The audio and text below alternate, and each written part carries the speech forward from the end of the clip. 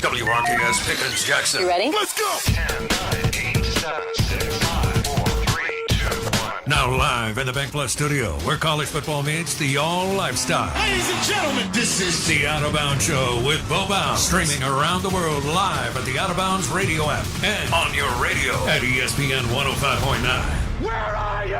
The Zone.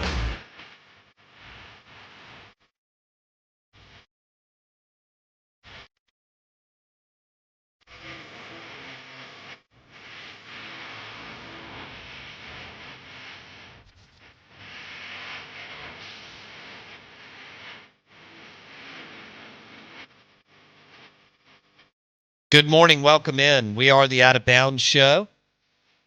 We're going to give away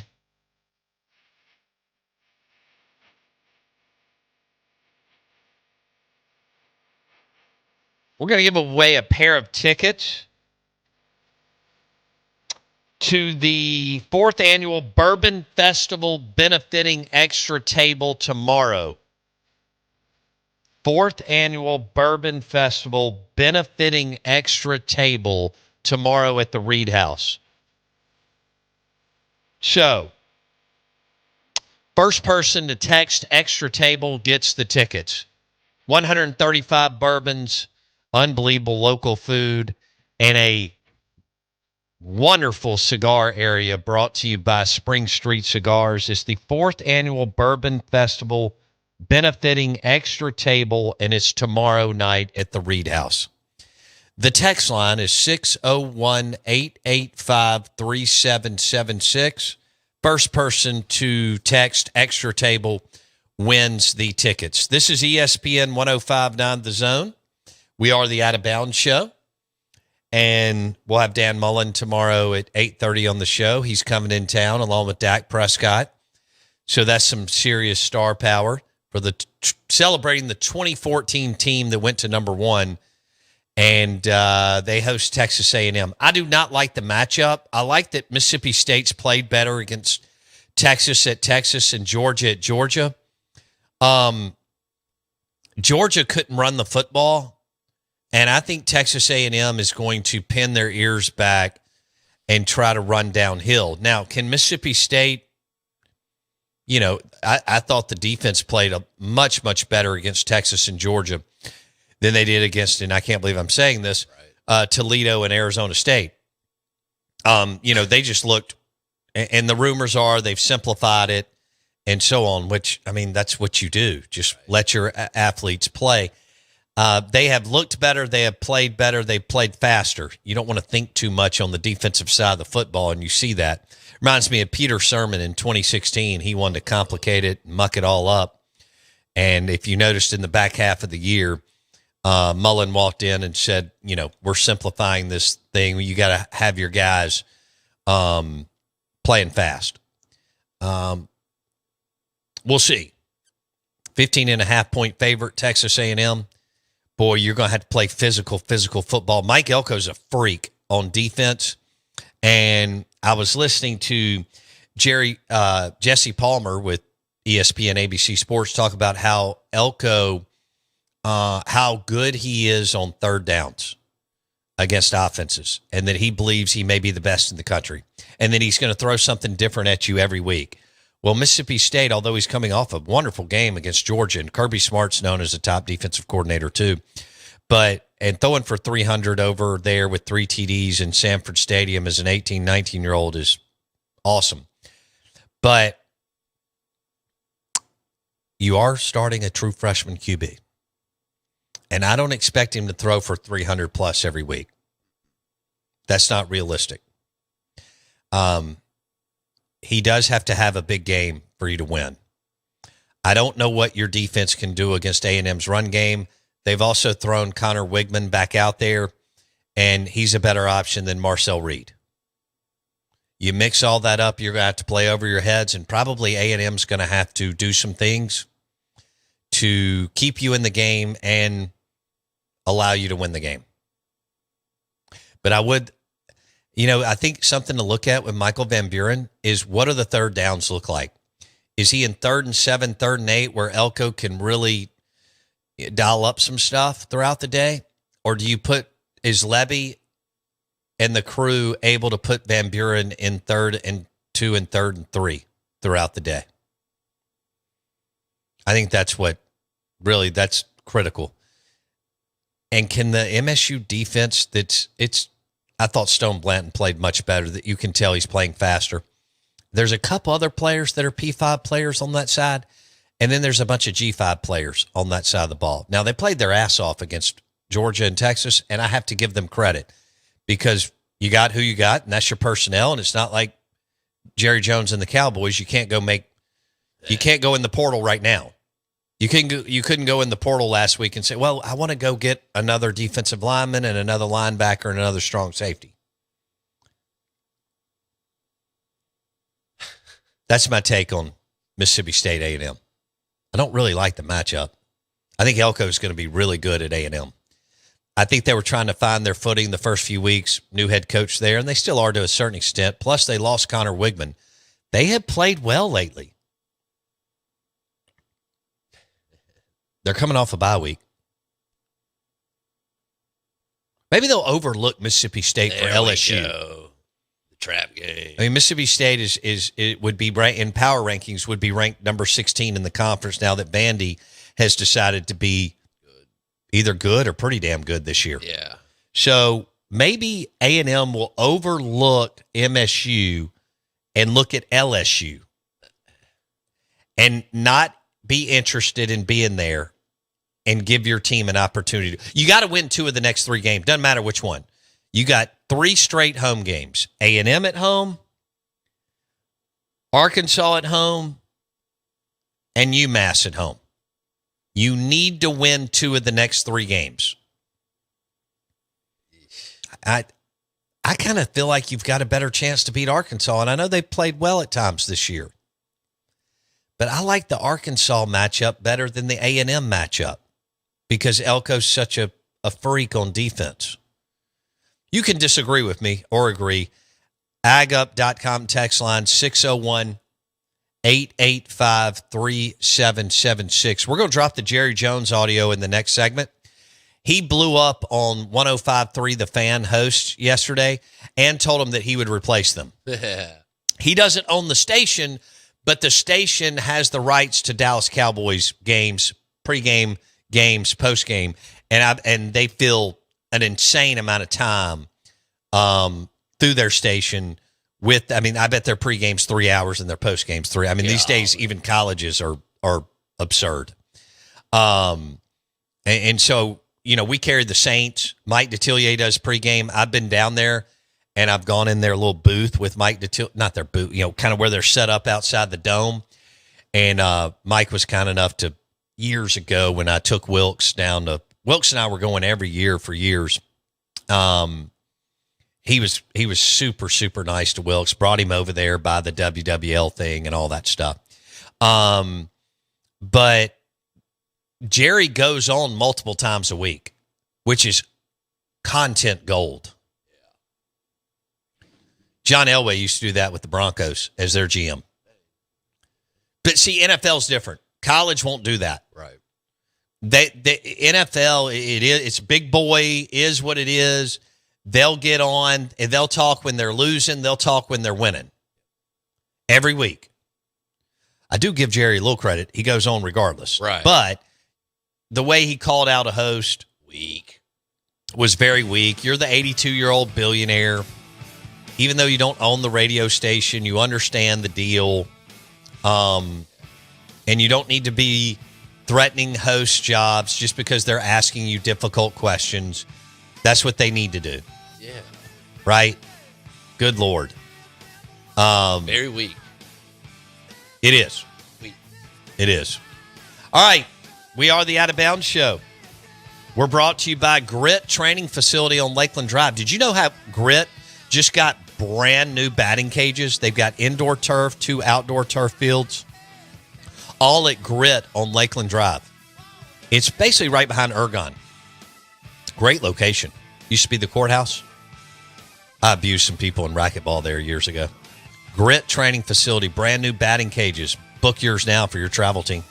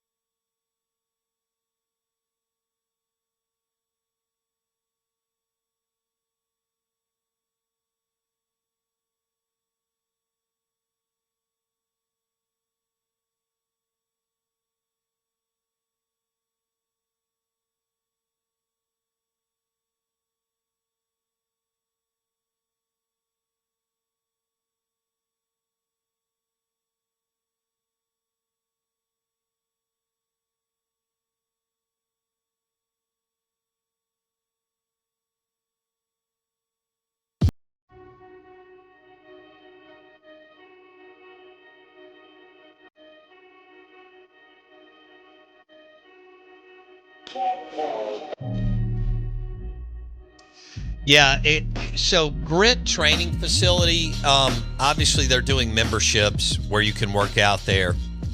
And they have renovated the place. Last time I walked in, Connor Griffin was there. Time before that, JT Ginn, Preston Johnson. They just got, I don't know how many batting cages they have, but it's a bunch of them. They've got indoor turf and 2 outdoor turf fields. So if you need a place for your son or daughter to train or your team to train, Grit Training Facility on Lakeland Drive. And they've got the indoor pitching mound, which is really cool. I mean, that thing's sharp. And then they've got, I don't know how many, 6 or 7 different areas to work out. Needless to say, I can't lift as much weight as Connor Griffin. He was throwing around some weight a couple weeks ago when I was in there. It's a beautiful place. Batting cages, indoor turf, outdoor turf, grit on Lakeland Drive. And,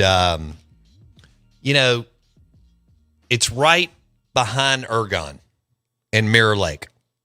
Grit Training on Lakeland Drive has brand new batting cages, indoor turf, outdoor turf. It's the place to be. Plus, grab a membership. They're doing all kinds of classes, couple of different workout areas. I think it's 6, 7 rooms they took me through, or spaces. They've kind of blown the whole thing out. When I was growing up, a kid in the 80s, Lakeland Courthouse was very choppy. And they've totally gone in and blown it out and renovated it. It's really nice. So call Grit Training today and get a membership or book those batting cages and grab you an indoor-outdoor turf field. Let's drop the Jerry Jones audio.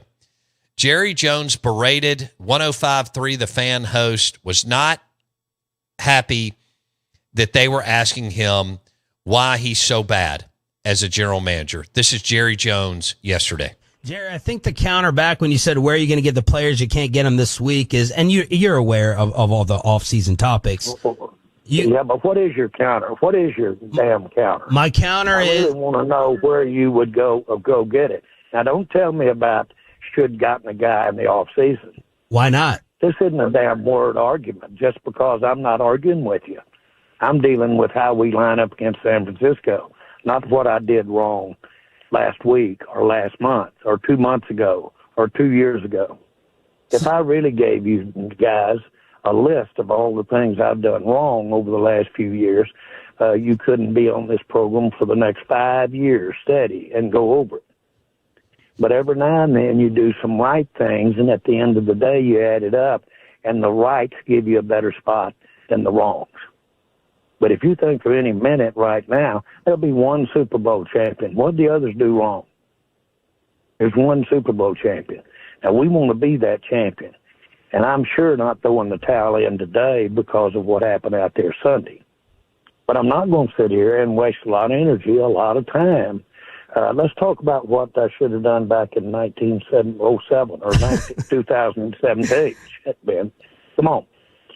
I've got more time than that, and I actually don't even have time on this great show for looking back at decisions.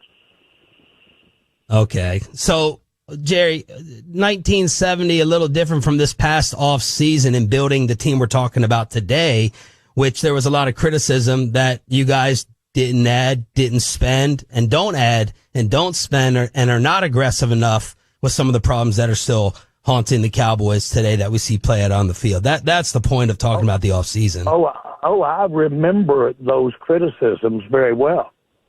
Okay, so what? Or are they playing out to be accurate? What's your point?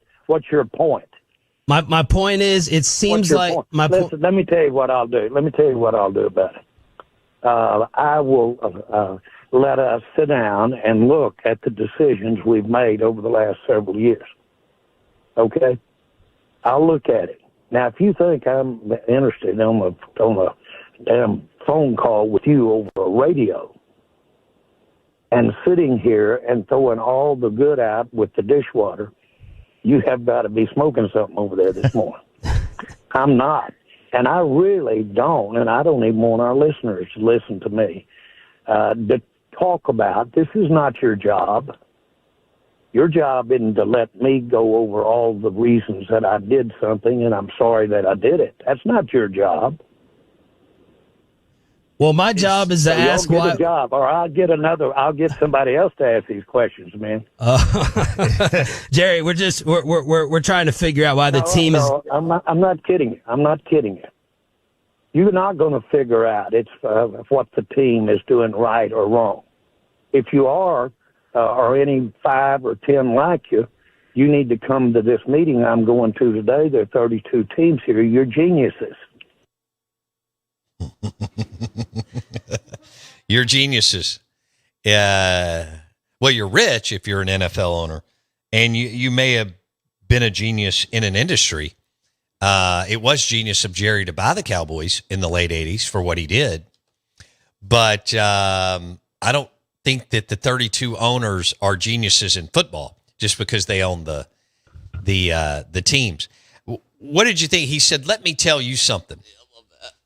So Jerry lost his cool yesterday on 105.3 The Fan in Dallas. I love it. And you can tell that he, I think, somewhat understands the predicament and spot that he put the Dallas Cowboys in. I think a little bit. Again, man, when you've been in his spot forever and everybody tells you what you want to hear, it is extremely difficult to have self-awareness. You know, planes, yachts, billions of dollars, owns the Cowboys and all the other businesses that they do.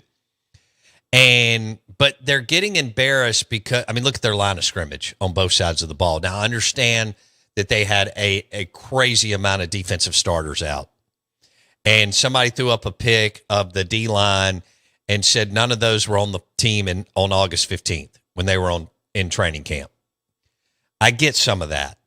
But you can make moves right now because when he was doing that and saying, where do you go to get players? Somebody matched up the deal yesterday. Adam Schefter was tweeting out players like Devontae Adams and Amari Cooper going to other teams. So right now you can go get players.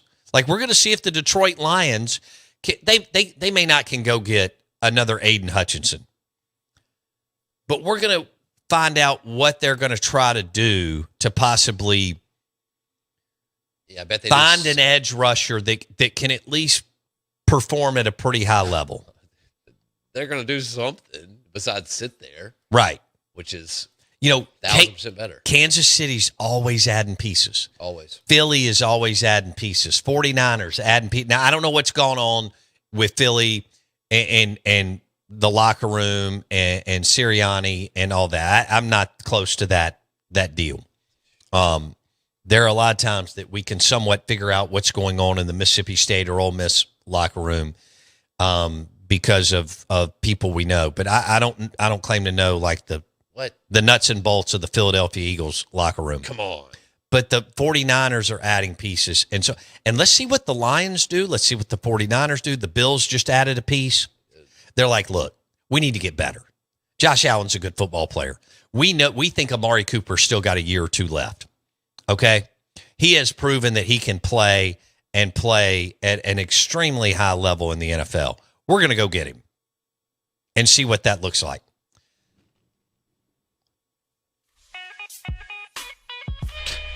They traded him. I don't know if Bartu's next or what. How did they not? That trade with Amari Cooper's wild. You got less than what they got for trading him now. All right, Bartu. Yeah, I know. Less. In his prime, Dallas got a 5th-round pick. The Browns just got more than that several years later from the Bills. Mr. Crazy Pills. Lions and Tigers and Crazy Pills. Dave Bartu coming up next on the Farm Bureau Insurance Guest Line.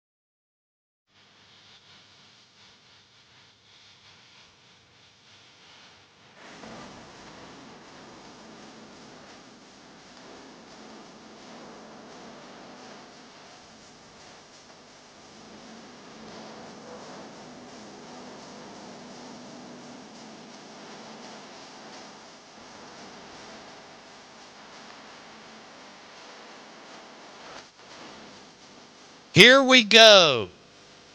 Lions and Tigers and Crazy Pills. Diamond Dave Bartu, handicapper to the gods. He joins us on ESPN 105.9 The Zone. And this is Show Me the Money and Bartu's Bangers, baby.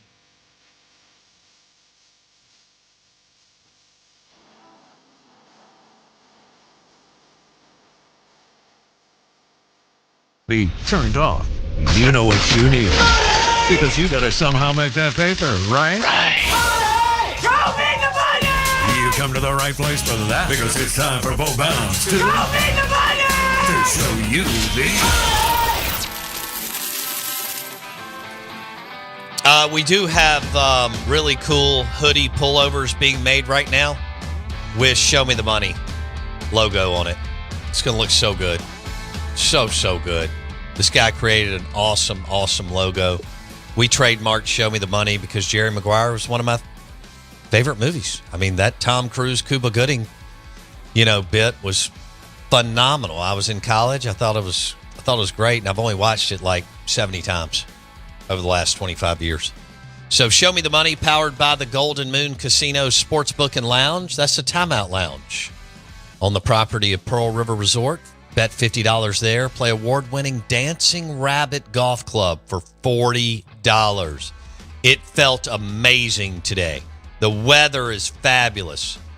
This is grilling weather, this is golf weather, and this is hanging out with your buddies at the Golden Moon Sportsbook weather with a bourbon. Little Wilderness Trail bourbon, Wilderness Trail rye that scored 97 points here recently. Dave Bartu on the Out of Bounds Show. Good morning, Pumpkin. Dude, I would love to be at the Dancing Rabbit this morning. It is 49 and raining here right now. It pretty much, well, it's fall. It's beautiful, but I'd certainly go for the upgrade of 74 sunny and teeing it up. That's Dude, for darn sure. Sometimes you beat us on the weather, and sometimes there's some windows where we get you. This morning, Bartu, 55 degrees, high of 66 today. You're right. Dancing Rabbit Golf Club with a cold beer and some buddies. Come on. Let's go. Oh, yeah. Either side. Pick your side. On the Oaks, go for it. It's all there for you. That's right. Yeah, I'm jealous for anybody at Dancing Rabbit today, but I'm not jealous of the SEC schedule this week because, man, we are going to get entertained, brother. Entertained. There are so many storylines that are possible out of the next couple of weeks because, as you and I know, you go 9-3, you out, right? You're out of the discussion. And there is a bunch of teams that look like they might pick up their third loss in the next couple of weeks, but I just don't know who in the SEC it's going to be, man. Okay, walk me through. People are talking about how Texas really hasn't faced a tough schedule. They haven't been challenged, but they've done what they're supposed to do. Georgia's played some pretty damn difficult games. So Georgia at Texas laying 3.5, and the total is 56.5. Bartu. Let me add some context to what you just said. As you know, and probably the listeners, because I've been doing this with you all long enough, my go-to metric for quality of team performance is offensive scoring efficiency and defensive scoring efficiency. Nothing else, right? No yards. It's not a yards board. It's a scoreboard.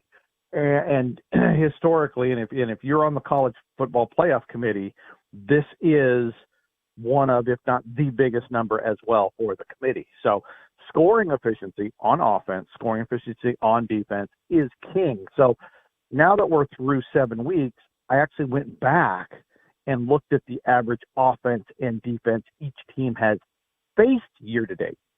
Right? Texas is number one in scoring efficiency defense by a country mile right now. But the average offensive scoring efficiency they faced is 120th in the country out of 134. Right? So everybody going, hey, they face nobody on offense by their defense. You're kind of right. They're 120th. Right, and then on the flip side, the offense on average has faced the 74th ranked defense. So in total, the average scoring efficiency per team that Texas has faced is 103rd in the country. Georgia, on the other hand, the average offense and defense they have faced is 20th in the country. Massive gap in terms of quality of play, in terms of who Georgia and Texas have faced. So, if when it comes down to what people are saying, Georgia ain't faced nobody, or Georgia's faced a lot of people, has had a decent schedule, Texas hasn't, well, the numbers kind of back that up. But on the flip side, performance is your performance. I don't buy the whole strength of record too much when it comes down to these kind of things. And so, looking at these numbers, though, you got Texas, I think it opened -3.5 or -3, and it's up to -3.5 now. Total is sitting at 56.5. And just like the Oklahoma game, I like the under in this one. You have, for Texas, the best unit on the field by far is their defense. For Georgia, the best unit on the field is their offense. Year to date, Georgia is 26th in offensive scoring efficiency, 33rd in defensive scoring efficiency. So it's pretty balanced, actually. The numbers have actually come back. I think your Bulldogs kind of put a dent in Georgia's scoring efficiency, because just a week ago it was the other way around. So Georgia's pretty balanced, but 26 and 33 in their rankings. Texas, number 8 and number 1. They're one of two teams with a top 10 scoring efficiency offense and top 10 scoring efficiency defense. So as far as I'm concerned, it's Texas's world, and we're all just living in it right now. And as far as the betting goes, Texas at home, better offense, better defense. I know, weaker schedule. I'll still take Longhorns and lay the 3.5. All right, so Bartoo's going to lay the 3.5, and I'm expecting one hell of a football game in Austin this weekend. Dave Bartoo, Show Me the Money, powered by Pearl River Resort. Bet 50 at the Sportsbook. Play award-winning Dancing Rabbit Golf Club for $40. Let's go Alabama. Good grief. Alabama. Which one do you go with, right? There's a ton of them. Now, here's one of the storylines. Before you jump on Alabama, Tennessee, which is just awesome, keep in mind with this. Texas is favored. If they beat Georgia, Ole Miss has a shot of knocking Georgia out of the playoff conversation. Boom. Right? I mean, that puts them at 2 losses. Ole Miss beats Georgia, they done. That's it. So that's one of the storylines I'm looking at here. I think the desperate team is Georgia. Tennessee and Alabama. Dude, what has happened to Tennessee's offense? I mean, it's crazy pills, right? Speaking of nuts, I mean, this was a top 5 offense for a good part of 5 weeks, and it didn't just fall off the train, man. I mean, it's gone.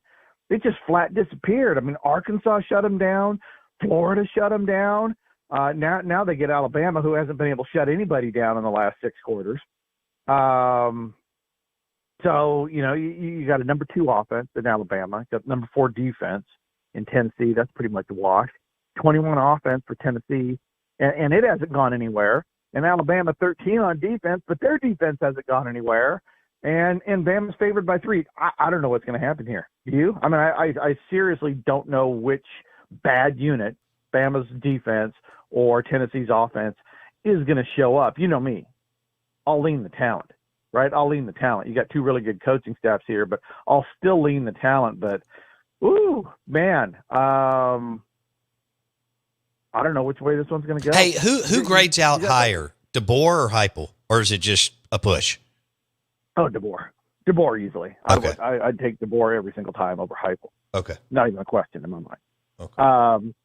And look, man, after Alabama lost to Vanderbilt, I just got so my DM and my text line just got absolutely hammered by Bama fans, worried about DeBoer or did we make the right hire? I'm like, there's 6 games in, and this is crazy pills, and the guy is succeeding a legend, and now with free agents, I mean, Nick quit because Nick couldn't be Nick anymore. But you expect the next guy to be better or as good as Nick, but Nick quit because he couldn't do it anymore. I mean, it's nuts. And so expecting anybody to succeed a legend and make it more positive or even equal is an impossible task. So, but back to that, yeah, I'll take DeBoer. DeBoer and Smart are 1 and 1A. In my opinion right now, and everybody else is just second tier. Okay. Dave Bartoo on the Out of Bounds show. I smell an upset in Starkville. Texas A&M at Mississippi State. A&M is a 15.5 point. They're laying 15.5 points, and the total is 55.5. The game's in Starkville. And Dan Mullen and Dak Prescott will be there, but they will not be coaching or playing. Bartoo? Well, it's who's A&M got next week, dude? LSU. LSU. See, that's remember we talked about Tennessee being in a trap game and looking past Florida for this Alabama game. and I'm seeing this over and over in the SEC. There are the back half of the season. There are a ton of trap games because there's so many good games to look forward to. And I agree with you here. This is a great trap game for A&M. You look at the numbers, though. Year to date, Mississippi State just inside the top 100 in offensive scoring efficiency, 120th in defensive scoring, 119th in defensive scoring efficiency. A&M, 58th in offense. Something pretty mid, but defensively they're 19th. So this is a defensive-dominated team in that regard. So that kind of leans me under the 55.5. But when you look at, remember I was talking about strength of schedule, how tough the average offense and average defense that you played. If you adjust for talent, Mississippi State has the toughest first half in college football. The average offense that they have faced is the 9th toughest offense they faced. The average defense they faced is 11th. And that's without any talent. And in the SEC, we all know in the SEC, half the top 20 recruiters are in the SEC. So from a talent standpoint, SEC teams are always playing a tougher schedule. So personally, I wouldn't bet this game. I really wouldn't, because I don't know which A&M team's going to show up. That was a hot team that just absolutely whipped Missouri's butt the last time out.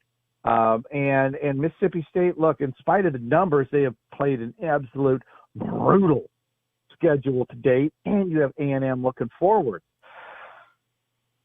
I got nothing on that. I really don't. I'm sitting here. I'm like trying to give a lean on it, right? Give somebody something to chew on, and all I can say is have a blast at Taylor's Wade, and hopefully you get the W. But I could not, in good faith, recommend a lean even on this game, because I'm looking at these numbers going, what's going to show up? It's a big game at home, but A&M's on a heater right now. A&M doesn't have a tough schedule.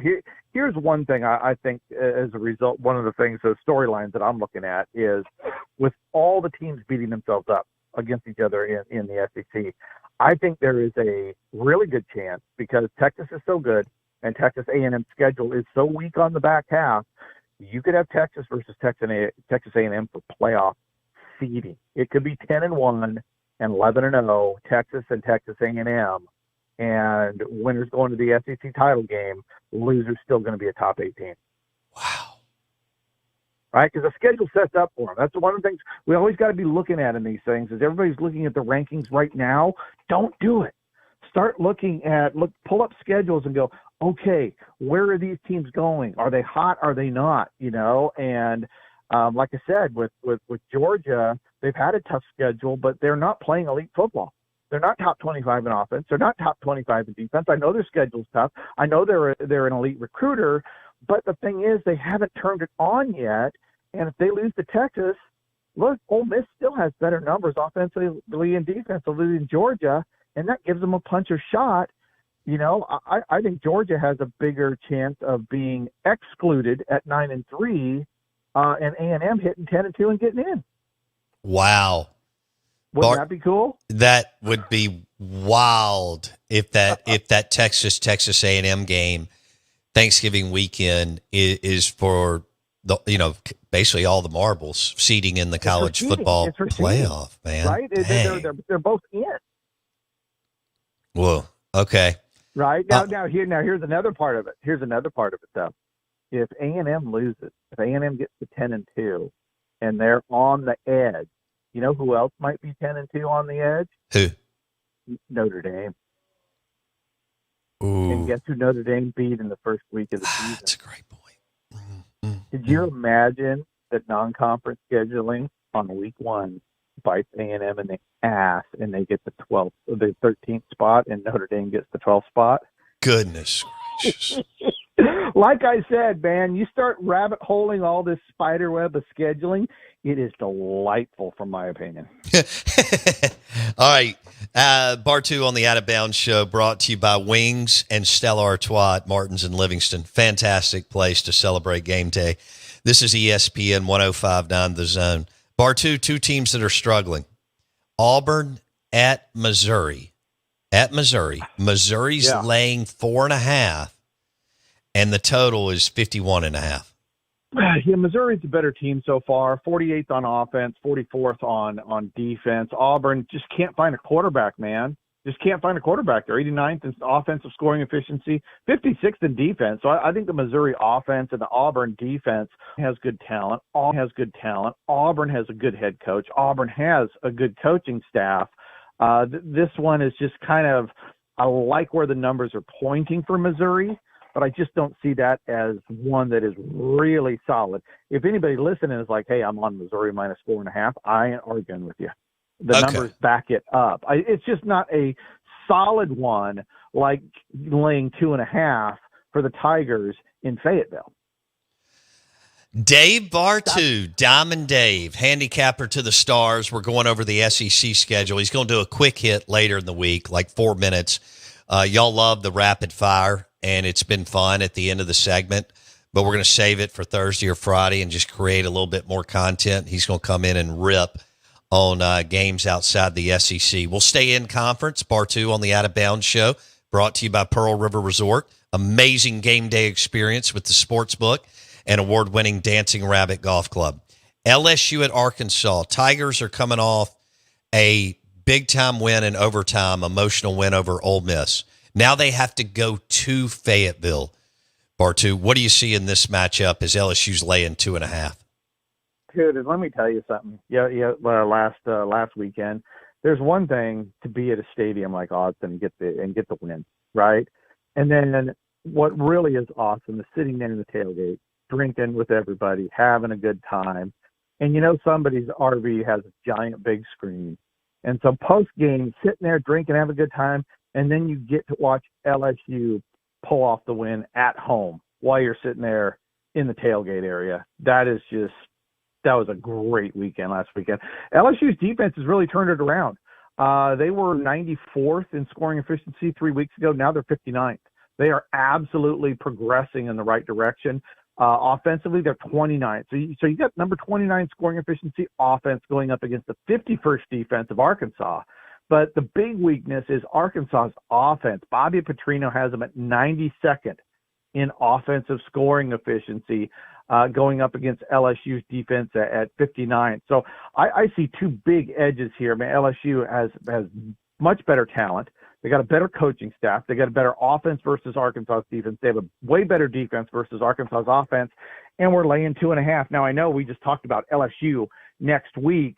They're catching A&M, right? So, again, can this be a trap game at Arkansas? It can be. And if this was 7, 7.5, 8, 8.5, something like that, more than one score, I would stay off it. But this is less than a field goal here. And you have everything that I like almost in your advantage except home field. So of all the SEC games so far that I have looked at, the one that I circled that I would like to bet the most would be LSU minus 2.5 at Arkansas. Damn. All right, we got time for one more. Bartu, show me the money, powered by Pearl River Resort. South Carolina at Oklahoma. Oklahoma laying 3, and the total's 40.5. Neither team. No, dude. I couldn't believe it was 40. So I was looking at the numbers. I'm like, okay. I'm reading across but this is before I pulled the lines. I'm like, okay, South Carolina 65th on offense. Okay, Oklahoma 84th. Okay, Oklahoma's Kentucky, right? I mean, Kentucky's 100 on offense, 15th on defense. Oklahoma's 84th on offense, 14th on defense. So Oklahoma and Kentucky will play to 0-0 if they meet. So you got two subpar offenses here, but defensively, Oklahoma 14, South Carolina 34. I think this would be a really low scoring football game, but you got the best unit on the field. You got the best talent. You got a better coaching staff. You're at home and you're only laying 3. I mean, if Oklahoma can't win and cover 3 against South Carolina this weekend, why are y'all playing football in Norman? Whoa. Seriously. Right? I mean, come on. It's not that South Carolina's bad. They have good talent. They've been playing up to pretty close to Oklahoma's level. But at home, I mean, I could see at Columbia, Oklahoma minus 3. I don't see it here. and they need to bounce back hard because people are pissed off about 34-3 last week. So here's another one I like. I do like Oklahoma winning and covering. And if you don't want to lay the 3, just go minus 145, get the money line, try to get yourself a winner. But I think Oklahoma's in a situation where you have to win this game. You absolutely have to win this game. Not just should, have to. Can you do Kentucky at Florida in 30 seconds? Oh, man. Do you know which way this one's going to go? I mean, this is Florida +1. They lost their quarterback. Like I said, Kentucky has the worst unit out there. 100th in scoring efficiency on offense, 15th, though, on defense.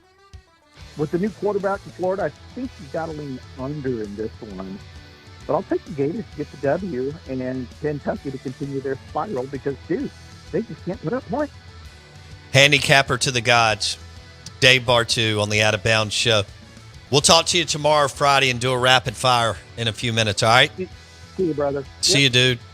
That was brought to you by, how about an Aplos Supreme Pizza and an ice-cold Stella Artois this afternoon, sitting outside in the green space at the Renaissance and checking out all the scenery. Have a great Wednesday. We'll be back tomorrow. Dan Mullen, 8:30 on the Out of Bounds Show.